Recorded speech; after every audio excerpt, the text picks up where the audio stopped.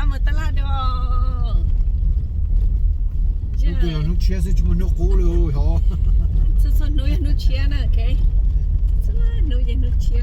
Để nó mà ta la đó, để nó bỏ nhớ hai giống Tôi trong lời về một thể nông gây gì?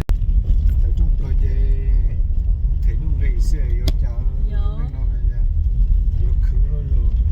Về trong lời về như một sinh nhật thế nào, ok. Giờ thì chỉ sao một sinh nhật này chỉ chủ nhật tới giờ họ chỉ sư tất cả các thế li như thế nhỏ này, ok. Thì chỉ sinh nhật này ạ. Bây giờ thì tập lại cái cho là vừa xả không nó là vừa để chỉ là vừa xả tao chỉ vừa tan thọ nữa, ok. Để chỉ chưa chạy ạ, ông lên thêm một xe khử ạ. Ông này nhỏ vậy chút tới trong thêm một xe khử. Khử thế họ xí thế. Như bài là như thế lọ thế. Giờ chỉ một khử chỉ giờ chỉ tới trong chỉ xí nhẹ giờ nhẹ chỉ lò hết nào, ok. Nếu muốn nhìn tiền đâu ấy.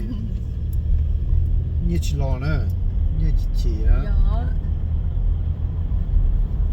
Chủ tao xí nhẹ thế recycle như thế đặt lò, giờ chỉ xí nhẹ muốn khởi chia sẽ chạy nhẹ chỉ lò là ok. Thì nó nói thêm một xí nhẹ nữa. Phải không? Nó nói thêm một xí nhẹ nữa, ok.